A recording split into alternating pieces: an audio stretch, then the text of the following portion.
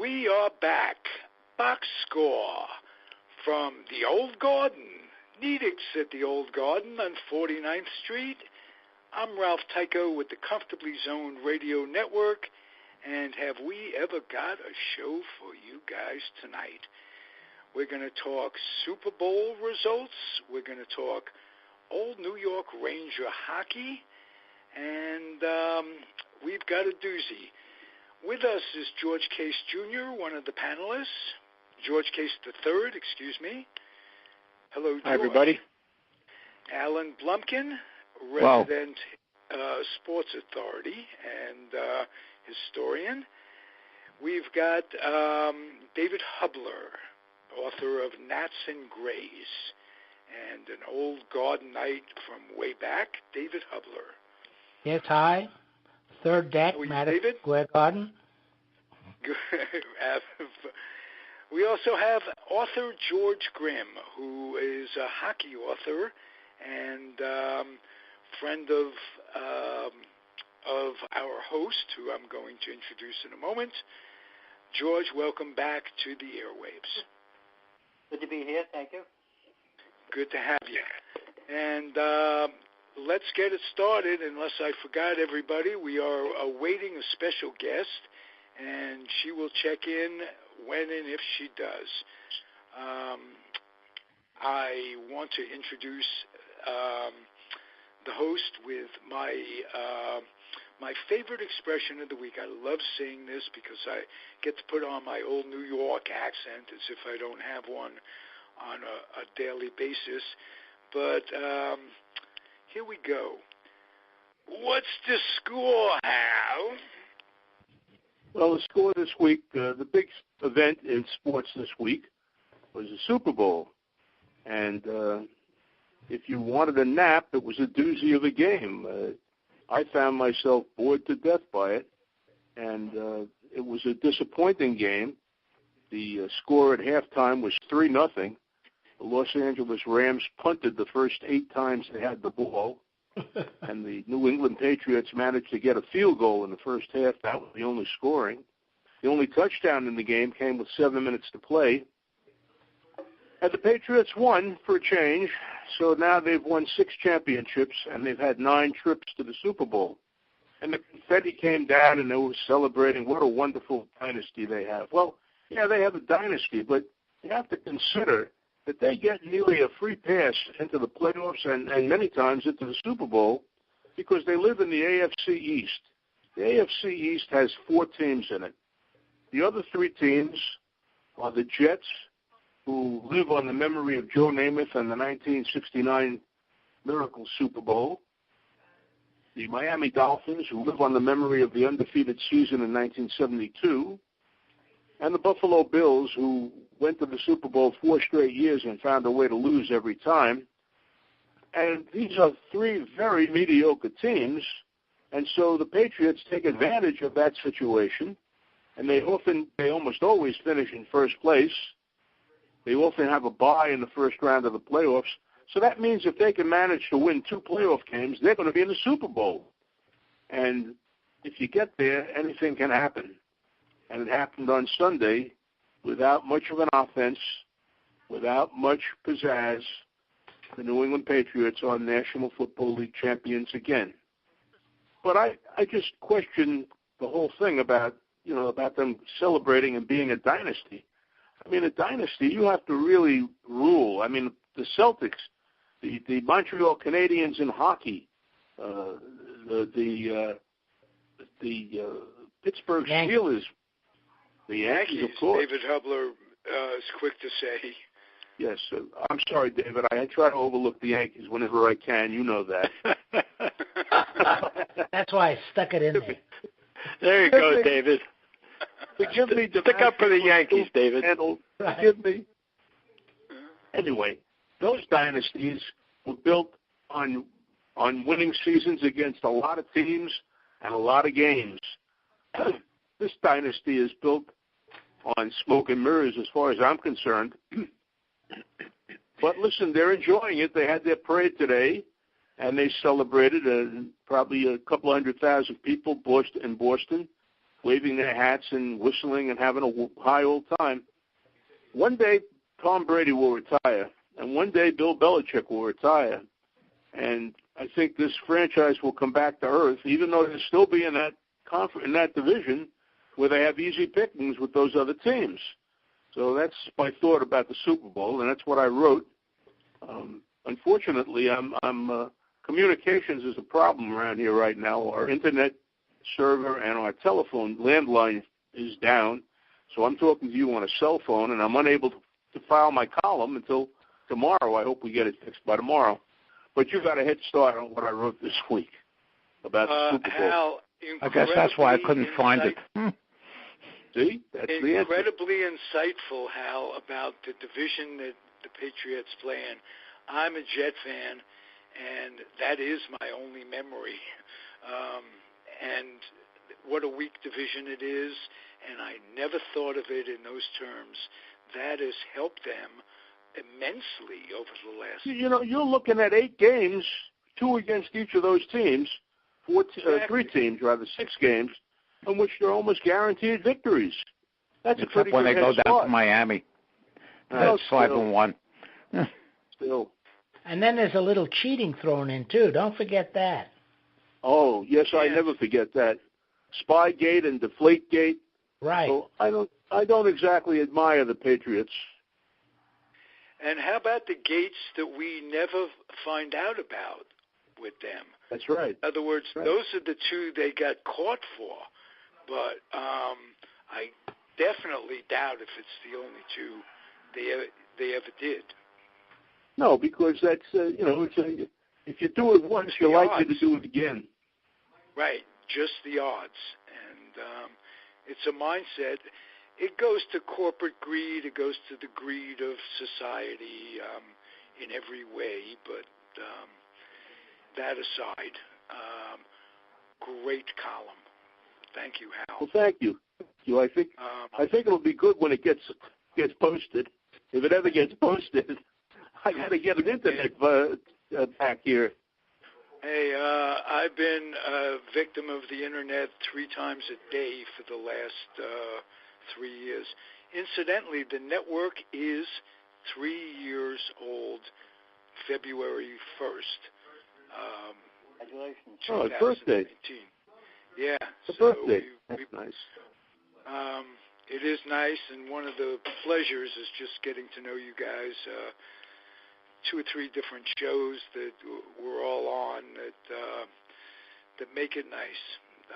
Thank you, one and all. Well, Ralph, congratulations to you. I didn't realize it was 3 years. That's wonderful. And, I just wanted to mention one thing, Hal, when you started off your comments about the Super Bowl. I'm a baseball guy. I mean, I like football. I watch it. But I felt the same way about the game. To be honest with you, I fell asleep after the first half. Didn't wake up until I woke up and I found out that the Patriots had won. I had no idea. I said, I'm not going to stay up here to watch this thing 3-0 at halftime, and then to see a halftime show. I didn't even know who all those people were, and I'm not one that goes around and puts my arms up in the air and dances and all that crazy stuff that the young people do today. But anyhow, I'm glad you made those same comments about the Super Bowl, because that's just the way I felt. I didn't watch I've heard a lot of people say the same thing. I'm not the only one here. Well, I took a bottle of 5-Hour Energy in the morning to make sure I stayed up through the whole thing, because I did turn off. There's one game a few years ago involving the Denver Broncos and the Carolina Panthers. That's the only one I turned off early. And it's just I consider myself somewhat of a football historian, and I watched it. The game was over at a little bit after 10 o'clock. It's not that they started at 8:30, 9 o'clock, and they pushed it to midnight. That's one saving grace. Obviously, the game was not very enjoyable, but and they got a very low ratings because the ratings in New Orleans was almost zilch. But, this is the way the setup is. I mean, for every team like the Patriots, you have a Detroit Lions that been around since 1933 and have never been in the Super Bowl. Probably never will in our lifetime. But don't you think the Patriots have an unfair advantage playing in that division? Sure they do, well, but is it their fault if these teams are not competitive? The Jets haven't done a damn thing in 50 years. I agree. Buffalo, but how about we do something about the divisions and make it more competitive? Well, it might be better off if they made 8 teams instead of 8 4-team divisions. They had 4 8-team divisions. You could do that. But I mean, they change in the other sports. They move teams back and forth. I still can't tell whether the Houston Astros are in the American League or the National League. I get confused by that. They've been in the American League for the last 5 years. I think that's. I know. But, I mean, it's ridiculous. They do it, yeah. But in the basketball and hockey, the divisions don't mean anything, really. There you go. I think, Alan, as Groucho would say, you said the magic word, hockey. Now, it's a common. That don't mean anything. I mean, really. I mean, we have a part of our show today is our hockey guest. Have we been joined by Leanne Worsley? No. Okay. Not yet. George Grimm is here. We got George on the idea that Leanne was going to be with us. Like to say hello again to George Grimm. Hi, guys. And her not being here shouldn't deter George and Hal Bock from talking a little Ranger hockey. And love to do it. Let's remember I love to do it. I must say right now that I greatly admire George Grimm's work, and I'm looking forward to his next book, which is going to be about Ranger goalies. What is it, the eight best? Yes, it's going to be called Guardians of the Goal, and there's been 88 goalies playing for the Rangers from 1926 through last year. And I picked 8 franchise goalies, goalies who were uniquely identified with the Rangers and who set the bar for those who followed. Now those 8 goalies would be Davy Kerr. Could you speak a little louder? It's hard to hear you. All right, those 8 goalies would be Davy Kerr, Chuck Rayner, Gump Worsley, Ed Jockerman, John Davidson, John Mike Richter, and Henrik Lundqvist. Not Marcel Paillet? No, not Marcel Paillet, no. I remember. Well, one of my favorites who's going through a tough time right now, Gilles Villemure. Yeah. Yes. He has. Gilles Villemure is the only Ranger hockey player that I do not have signed on my 1963, 64, or 64, 65, I don't remember which, Ranger Blue Book. I got Val Fontaine to get every autograph for me. Val Fontaine? Including Jacques Plante. It's right, well, Gump, I loved. I mean, I worked for the Rangers for 2 seasons, and Gump was just a treasure to have around that dressing room and that office. And he was a funny man. He had a great sense of humor for a guy who was standing in the nets every night facing 30, 40, 50 shots. And he wrote a book. He wrote a book with a friend of mine, Tim Moriarty, and the name of the book is My Face is My Mask. He never wore a mask, at least not with the Rangers. And he was a terrific guy. I remember a writer, an older writer. He was a guy named Tony Merengue. He was a racing writer for one of the Newark papers, and they put him on the Rangers. Now I'm in the public relations office, so I have to make players available to these guys. So Tony wanted to talk to Gump, and Gump would talk to anybody. Gump would talk to the news vendor on the corner. So Merengue talks to Gump. He says to Gump, "What team gives you the most trouble?" And Gump looks him squarely in the eye, and he said, "The Rangers," because they weren't very good in those days. So I remember that very well, that moment, that sequence. Gump was a funny guy. He had a great sense of humor, and I guess you would have to be in that situation where you're in a shooting gallery every night. Yeah. Well, he also with his coach too. I mean, he didn't get along with Phil Watson. For some reason, Phil Watson did not like Gump at all, and they were always fighting. They always had each other's throats. Okay. I want you guys. I'm going to ask you guys if you remember a Ranger goalie by the name of Jack McCartan. Mm-hmm. Oh, from the 1960 Olympics. Absolutely. You got it right away. He only played a game or two for them. I don't remember who the goalie was in '61. Gump. But Gump was there. Well, okay. Well, Gump was hurt, and I can remember listening to a game called by Joe Gordon on the radio, and McCartan was in. Jim Gordon. Jim Gordon, I'm sorry. Right. And that was what. And I'm talking to Jack McGrew of the Yankee show in this network, and we got around to McCartan for some reason. And it turns out that 10 years later, he appeared in the WHL. He was a goalie in the WHL. McCartan. The Rangers in those days were looking for anything they could do to draw fans, to get people interested, which is why Jack McCartan came from the Olympic team to Madison Square Garden. One of the things they did, this happened a year or so before I got there. I got there in 1961.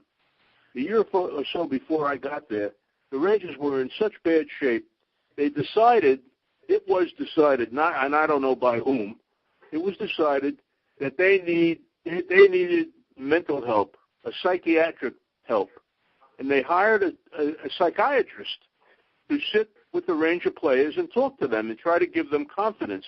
This is right out of left field, but it was the typical kind of stuff that they would do in those days to try and promote the team and show that they were here and they were exciting and they were fun and come to the Garden and watch them play. The attraction in the Garden in those days was not the Rangers. The attraction was the visiting team, because the Canadians would come in with Rocket Richard, Boom Boom Geoffrion, and Jacques Plante, and on and on and on. And the Chicago Blackhawks had Bobby Hull and Stan Mikita, and you could just go right down the list. And we would start the season hoping, against hope, that we could finish fourth, because the first four teams made the playoffs. There were 6 teams in the league. And we would always battle for that fourth spot, usually with the Bruins. The Boston Bruins weren't very good in those days either. Yeah. And so that was the history of the Rangers that I remember. And when I was hired, I was not, as George Case mentioned, he was not a hockey guy. Well, I was not a hockey guy either. But I needed a job coming out of college, and somebody sent me up to talk to Herb Gorin in Madison Square Garden. Herbie was the publicist for the Rangers. And Gorin called me into the office, and I'm thinking, how am I going to get through this interview? And I was very lucky. Herb Gorin said, who's our best player? And this I knew was Andy Bathgate. So I said, Andy Bathgate. And Herb Gorin said, that's good, you're hired. And there I was. I knew one player on the team, but I had a job, I'll tell you that. Nice going, Hal. Nice going. Thank you very much. Later, I wrote a book with Bathgate. A couple of years later, Bathgate and I collaborated with Bob Wolf on a book, an instructional book. Bathgate was a wonderful guy. And George, I would point out that we just lost, in fact, in the last week, we lost 2 Rangers. Red Sullivan passed away and Andy Hebden passed away. I'm sure you noticed that, right? Oh. That hurts. Andy Hebden was... I remember, yeah. That the Iron Man. One of the papers would publish the Ranger lineup every night, and it would be the first line and the first defensive guys, and everybody else was listed as what was the word? Reserve, I guess, or it wasn't, and I can remember reading Andy Hebden every day in the news. 630 consecutive games. Never missed a game. My guy was he Louis was an Iron. Fontinato. That was my man, Louis Fontinato. I like Bathgate too, but for some reason I just grooved on Louis Fontinato. The rhythm of his name, you know, when you pronounce these guys' names, that had a lot to do with it, I'm sure. Would you guys, George Grimm, would you talk a little about Gump for something we don't know about him personally? Well, let me ask you a question first. Who was the first U.S.-born Ranger goalie? U.S.-born, Might have been that. It might have been Jack McCartan. No, right before that. There was a guy named Joe Schaefer. Who was, that's a trick question. That's not fair. Joe Schaefer was a statistician. He was an emergency goalie. Look, there was 2 times in 1960 and 1961 where Gump had to leave the game, and Joe Schaefer, who was a manager of a office supply company on Long Island, had to come down and put the pads on and play goal. He was in the press box. He would always sit in the press box waiting for somebody to get hurt. If one of the goalies got hurt, then Schaefer would put the pads on, because in those days, teams only carried one goalie. So, and frequently in that job, you get hurt. You know, it's not an easy job. My son, the lawyer, guys playing for either of the two teams, and so he's got to be a pretty square guy. Oh yeah. But my son, the lawyer, we took him to the rink where the Rangers played. The rink, not where they played, where they were practiced here on Long Island, and it was like 5 minutes from my house. And my son decided he wanted to play hockey, so we took him to the rink, and he's watching players running up and down the ice, and there's one guy standing there not moving. And my son, who's not really terribly athletic, he said, I think I'd like to be the goalie. He doesn't have to run up and down the ice. So my son became a goalie, played goal for, 5, 6, 7 years. Wow. And I want you to know goalie equipment is very expensive. Well, don't you have one of the prototype masks of Jacques Plante in your garage? Yes, it's still in my garage. Jacques Plante, Jacques was some character. Jacques Plante went into the mask manufacturing business, and when my son found that out, he said, I got to have a Jacques Plante mask. So I approached Jacques, and he, yeah, sure. Well, yeah, how about $35, whatever it was. I don't know how much it was. And I got the mask for Richard, and it's in my garage. It's a souvenir that I'll always keep of his days playing hockey here on Long Island. He went to he played in a lot of places. He played in Buffalo. He played in Cape Cod. Played in Philadelphia, because they had a travel team and they ran around. And so he had a lot of fun. He enjoyed it, I think. I hope. Yeah. What a great way to spend your youth, playing hockey. Yes. Ralph, did you go to the games at the Garden, the old Garden on 49th Street? Oh, absolutely, on a 75-cent student pass. You got gypped. It was 50 cents for me. The GO, yeah. I know. Every Sunday we were there, like 3 o'clock in the afternoon. I got gypped on a lot of things from a New York City education, believe me. My wife. I would wait till the gates opened and then race up, because the 50-cent tickets were only good on the third deck there, where all the smoke hung out for 100 years. And we'd race up to the top. You'd have to get the seat that wasn't obstructed. Well, you had to run to the front row. That was the point. Right. No. In the old Garden, in the mezzanine were probably in the upper deck. I'm not talking about the mezzanine. I'm talking about the top deck where you had to race up to the top. Yeah, and then once you got up to the top, you had to race right down to the front row, and you held as many seats. You flipped the seats open to hold them for your friends who would come later. The racetrack. And a couple of times, I actually just barely held on to the top rung before I fell over. Because if you were on the second row or beyond, you couldn't see all the ice. Because the rink at Old Madison Square Garden was not a regulation-size rink. and it was smaller. So you could not see at the front row is the only full vision of the rink itself.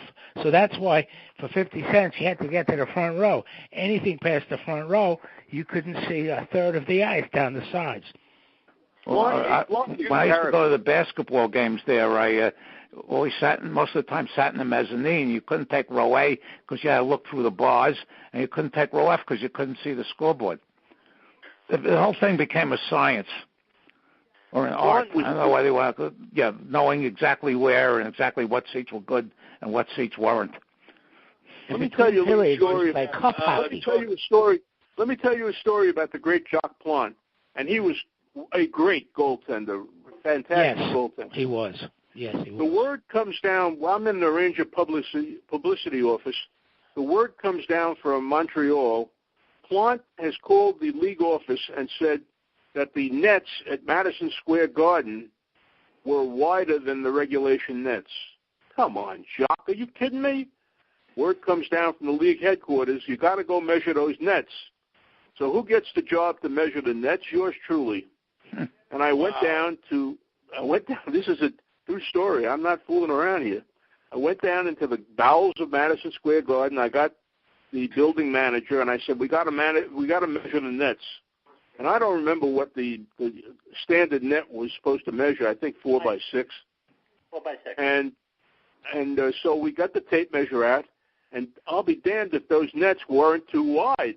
The nets were too wide. Jacques knew it because he was a goalie. And so I reported back to Muzz Patrick, who was the general manager. He says, you say nothing to nobody. We'll get new nets. And they did. They ordered new nets to replace these old nets. So the statistics are maybe a little out of whack, but Jacques Plante knew that it was 2 inches too wide. That's a pretty good craftsman in my mind. Yeah, well, Ted Williams did the same thing in some ballpark about home plate. That was off, and they didn't believe him. They went out and measured everything, and they found out he was right. Those are special people, you know. They said the same thing about Bill Bradley when he was playing basketball. I think it was while he was at Princeton. The same thing held true. He said the basket was off by a couple of inches in terms of its height, and sure enough, it was. It's amazing stuff, you know. Yeah. For a player to know that, to recognize that it was not standard, I think that's remarkable. Yeah, I remember Marcel Paillet. I remember watching a game on TV when they were playing up at Montreal, and he was the goalie, and there was a power play. In those days, they didn't come back on the ice right away, after a goal. And I think they got 5 goals in the 2 minutes off of him. Yeah, that's why the rules were changed. Yeah, I know. Yeah, he caused the rule change. Well, not him, but the Canadians. Yeah, Canadians, yeah. That good, yeah. Well, I remember when he came into the Garden at first, he was booed because he wore a mask. Right. Didn't Terry Sawchuk play goal for them for a little bit? Yes, briefly. Yeah, he died. He died on the island, on Long Island. Yeah. Yes, on the hospital. He got into a fight with Ron Stewart off the ice, and he tripped over some stuff, and he hit his head, and he died in the hospital. Was it Sanderson or Stewart? Who, the fight? Ron Stewart. There was Ron Stewart. Yeah. Oh, is it okay? Hal's right, yeah. By that time, Derek Jensen wasn't around. And ironically, I think Stewart was traded with Nevin for Bathgate. Am I correct?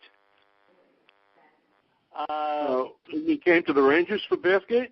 No, the guy who came to the Rangers for Bathgate was Bones McKenney, Don McKenney.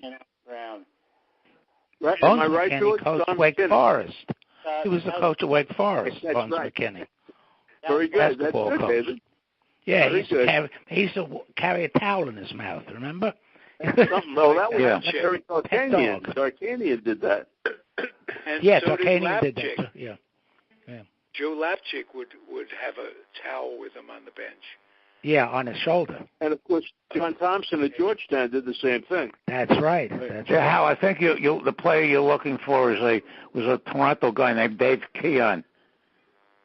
I'm not looking for him. He was played for Toronto his entire career. Yeah, he came to the Rangers. Never. The best pay trade was Arnie Brown, Rod Sealing, Dick Duff, and Bob Nevin for Andy Bradgate. Okay. All right. Yeah, I got the Keon mixed up with Dick Duff. Thank you.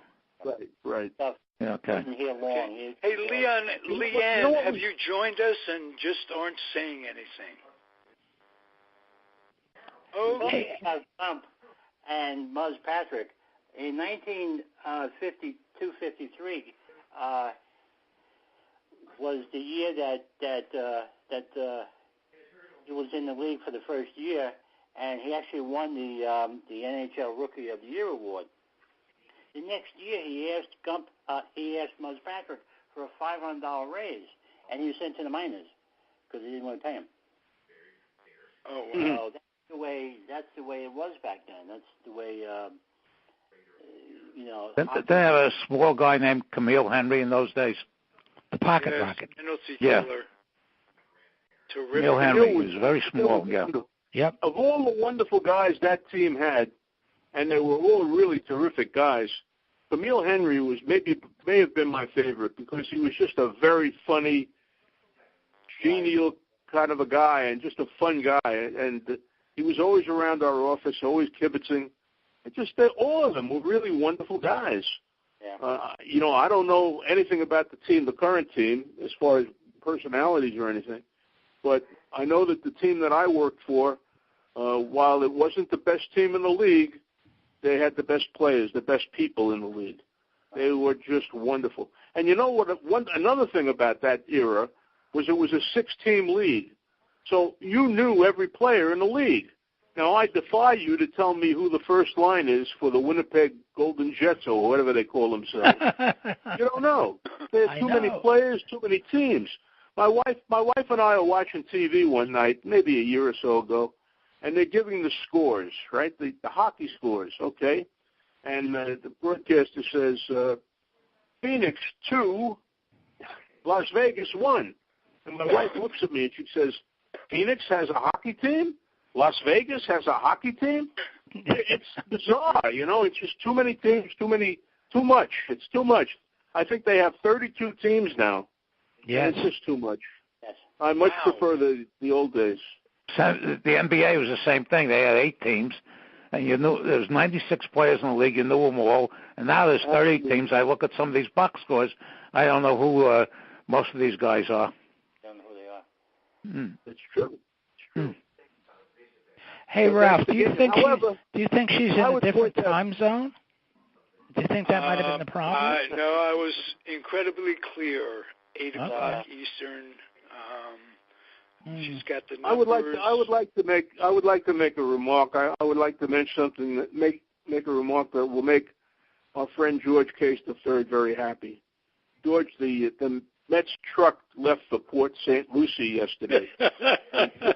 Pitchers and catches report next week. Now, what I don't know is when will Manny Machado and Harper sign a contract and get a team? The biggest story of the whole spring training is going to be the unsigned free agents. Well, that's right now.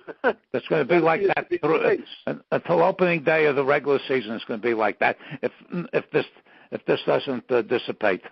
Nah, they'll be signed before then. Okay, I just got a little note. She's calling from Canada and she can't get through. So that's the problem. Didn't realize that, but now what's a hockey kid doing living in Canada? Yeah. Go figure. Yeah. I think that's where her dad was born, right? In Montreal. Yeah. Yeah, he's a Montreal guy. In her absence, I think we should point out that Gump was very underrated, especially when he played with the Rangers, because he was surrounded by a kind of a mediocre team. But he got his name on 4 cups after he got traded to Montreal and Minnesota. He finished his career with the North Stars, and he had 43 shutouts in his career. That's not bad. I mean, it's a lot of years he played, but still, he played for some very mediocre teams, and he finished with a goals against average of under 3, 2.93, and under 3 is pretty darn good. I think George Grimm will agree with that, right, George? Yeah, well, he had 24 shutouts with the Rangers, and that's pretty good too because as you said, the Rangers were a lousy team, and exactly. And he faced a lot of shots every night, and to rack up 24 shutouts in 10 years, that's pretty good. Oh, I think his biggest thing is that he didn't get killed. Not wearing a mask, he never got hit in the head. I mean, it's amazing. I had lunch with a friend of mine. I had lunch with a friend of mine today, and I was telling him a story about the Rangers of those days because I knew we were going to have this discussion tonight. Now, the Rangers in those days played at the old Madison Square Garden, Nedick's in the lobby, and so forth. And on the roof of the garden was an ice rink called Iceland. And that's where the Rangers practiced, on Iceland, right? And there was a little luncheonette that you could have lunch and watch them practice. And in those days, the Rangers had a defenseman, and George Grimm will remember his name. His name was Irv Spencer. He was like the 5th defenseman out of 5. Him too, and yes. Spinner had a problem. What was his problem? He had a little difficulty skating backwards. Now, if you're a defenseman, that's probably the first thing you need to know, how to skate backwards. But Spinner was a little klutzy about that. And we're up in Iceland watching them practice one day, and he's going backwards, and all of a sudden he gets tangled, and he winds up in the netting behind the goal, which was to prevent pucks from flying off into the Netherlands. He gets tangled up in the netting, and he's upside down in the netting. Our 5th defenseman hanging upside down in the netting. This is not a good picture. So that was the kind of team we had, I mean, it just weren't very good. The guys were good, but they weren't good players. Yeah, what about this guy, Harry Howell? Was he good? Wonderful guy. Oh, what a wonderful guy. Harry played with Louis Fontanato. He was the other defenseman. He and Fontanato were partners. And in fact, right. Harry used to carry Fontanato's picture in his wallet because they were buddies, and they were defense partners. And when Fontanato got traded, Harry was heartbroken. They were buddies. And Fontanato was the tough guy, and Harry was more of a craftsman as a defenseman. And Harry had a long career with the Rangers. The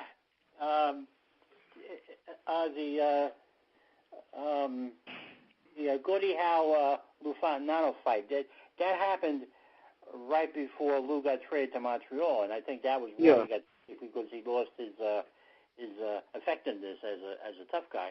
Because Gordie Howe beat him up and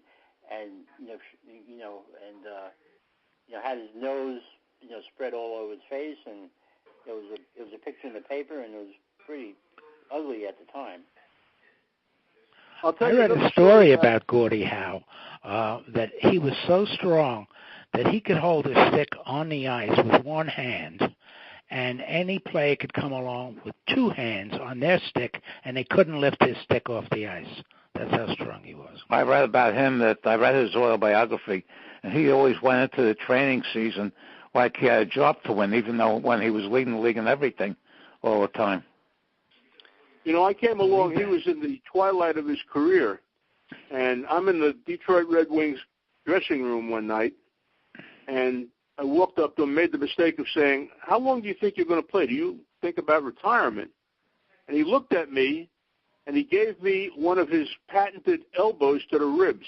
Oh, God. I'm still sore. I still can feel it to this day. He was a tough character, He's a hell of a player. I'll tell you another Jacques Plante story that you might enjoy, and you might enjoy this, George, particularly because you're writing about goalies. Right. Jacques often was hurt. Some of the injuries were real and some were imaginary. Now, he comes to the Rangers, and he allegedly hurts his knee, and he's in the hospital with this bum knee. So being an intrepid newsman, at that point I was already working at the Associated Press, I decided to go visit him in the hospital and see how he's doing. Now, the Rangers team physician at that time was a Japanese guy named Kazuo Yanagisawa. And I went in to see Jacques, and he's laying there, and he's muttering to himself. And I said, what's wrong? He says, that doctor, that son of a bitch doctor. I said, what?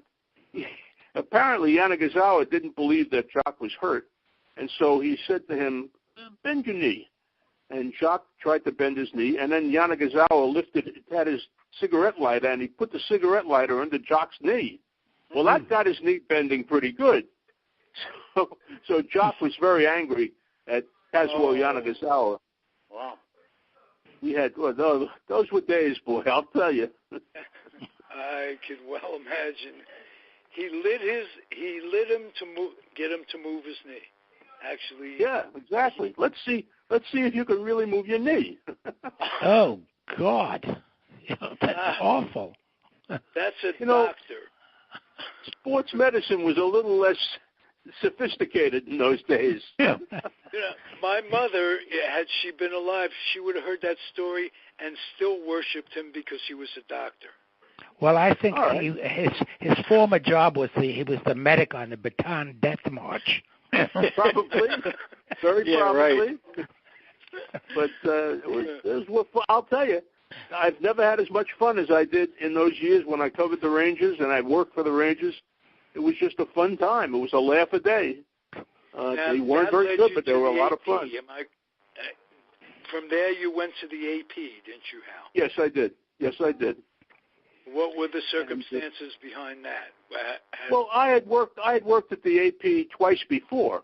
I had been a summer relief in 1960 for the Olympics in Rome, and then in 1962 I worked as a summer relief for 6 months, and there just wasn't a permanent job available at that time until November of 1963. That's when they hired me full time. But it was a question of having an opportunity to, fill a spot. And guys were not leaving. Nobody was retiring. Nobody was leaving.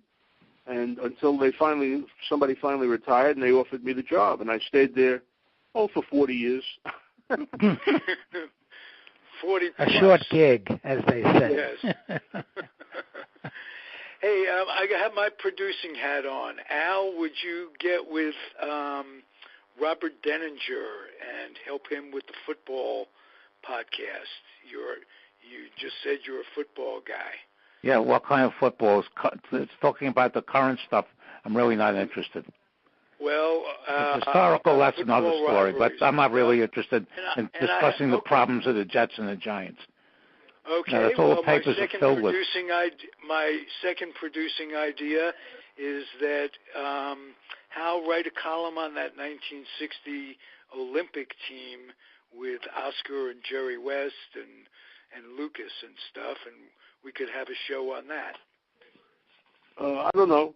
We'll see. Someday. We'll see what comes up. I don't know. You never know what's going to come out of my little computer. Ralph, I saw you did a program with Jack McGraw and Woodling and Bauer. I could have contributed a lot to that.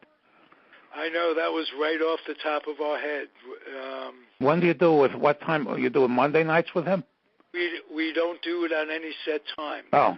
That's the way.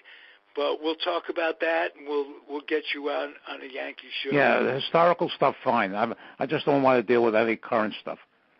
I appreciate that. Because it's all BS. I sit here and talk about the Jets' problems for the last 50 years. Yeah. All right. George Grimm, yes. What projects do you have coming up? Well, other than the Ranger Goalie book, after that, I'm free. I'm thinking about writing a book for the Rangers' 100th anniversary, which is in 8 years.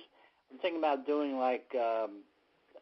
Ranger stories and characters. Not a history book, not a year-by-year history book, but just a collection of stories and characters.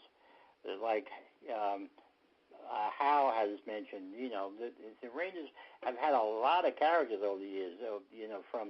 From the days that he was working for them before that, up until the 70s with Nick Vitillo. Right now they have some characters, and I like to write about them just get that going. Okay. Hey, George, there was a guy who worked for Channel 5, I believe, in New York, at WABD at that time.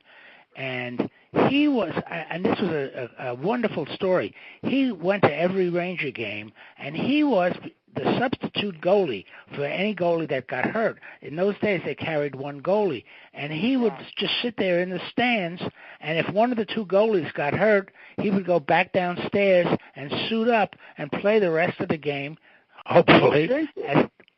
What's that? That was Joe Schaefer. Okay, that sounds about right. I couldn't remember his name. Yeah, he would sit in the press box. Yes. And he was a statistician. He would keep stats.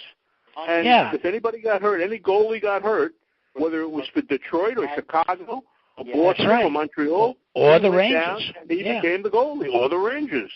Right. So he was the house goalie, but he would often play against them. I think that's a wonderful story. Time.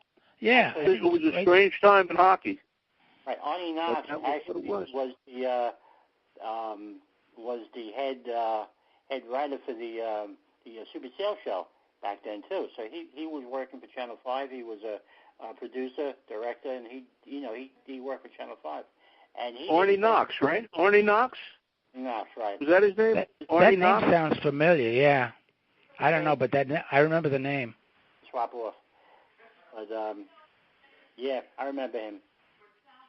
He's in the book actually. I have a whole section about Ranger practice goalies and Ranger substitute goalies, and there were actually two games where Worsley was knocked out when they were playing the Red Wings, and their trainer had to come in and play goal for the Rangers. Yeah, lefty. Yeah, Lefty Wilson. Lefty Wilson. Yep, that's right. So, wow. That's the way you guys have absolute, total recall on this stuff. Well, those were fun days, and I had a great time working for the Rangers. It was a couple of years that I worked there, and it was a lot of fun. We had a good team, and we didn't have a good team. We had an average team, but we got to the playoffs one year, and that was fun. We never went very far, but... the Rangers had a wonderful fan club, a bunch of crazy guys. Oh, those people were nuts. Yeah, they were. I knew a number of them, and I sort of was ready to join, but I passed on that. They were the same group that used to go to the Giants and New York Giants baseball games at the old Polo Grounds. It was a whole group of these crazy people. One of them was a friend of mine who we used to call him Gump. That was his nickname. And he was not particularly athletic. Yeah. Well, Gump was named Gump after a cartoon character named Andy Gump back in the 30s, I guess. I don't really know him, but there was a cartoon character called Andy Gump. Yeah. Here's another story for you. I have another story from that era. The trainer of the Rangers was a guy named Frank Pace.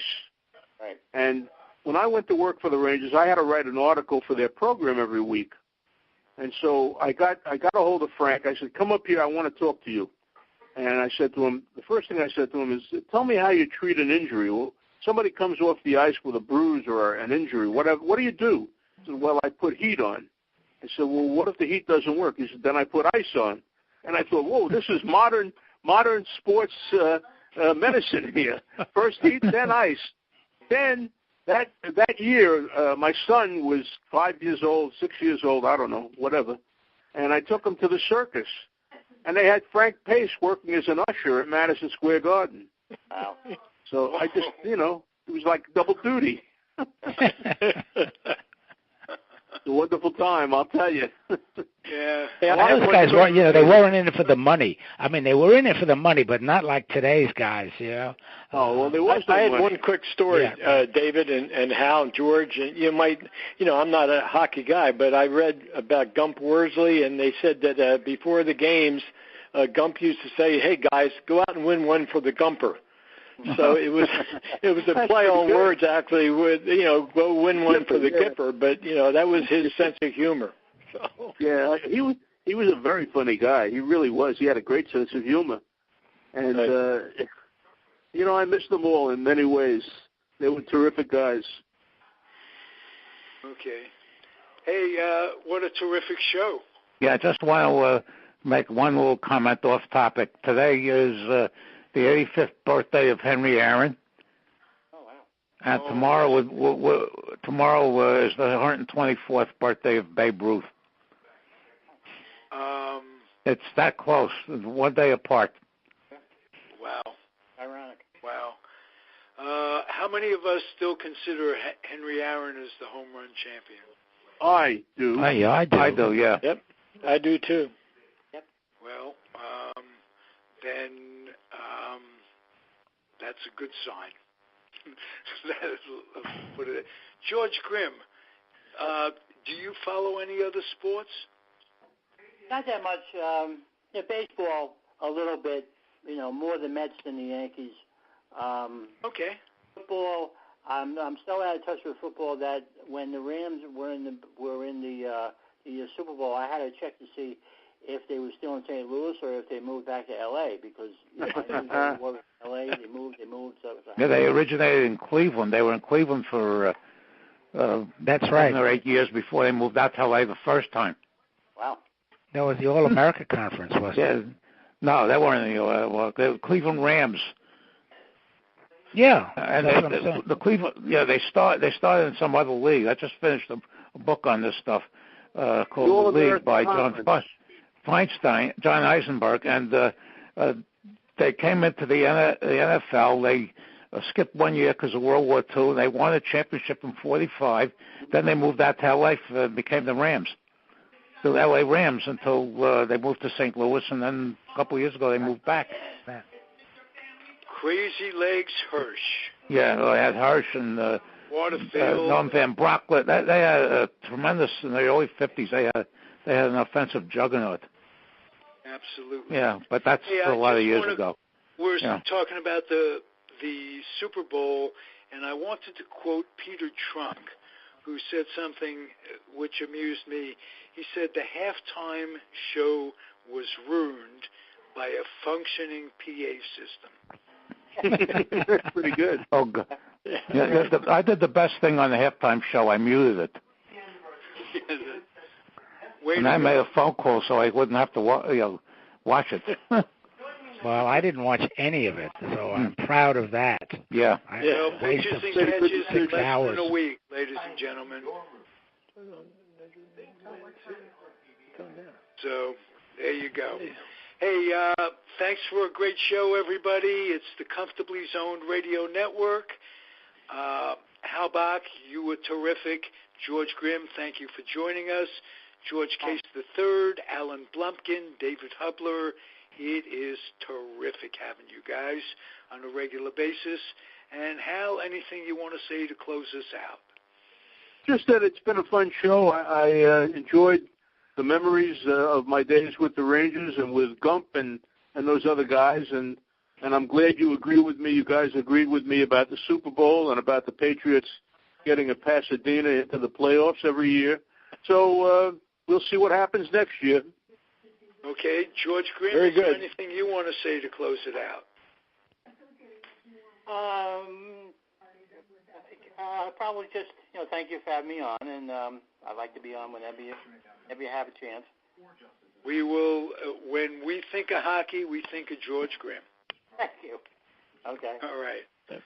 Thank you, Enjoyed it, everybody. Bye-bye. Bye-bye. Bye-bye. Thank you, George Case, David Hubler, adios, everybody, and Alan Blumpkin. Good night.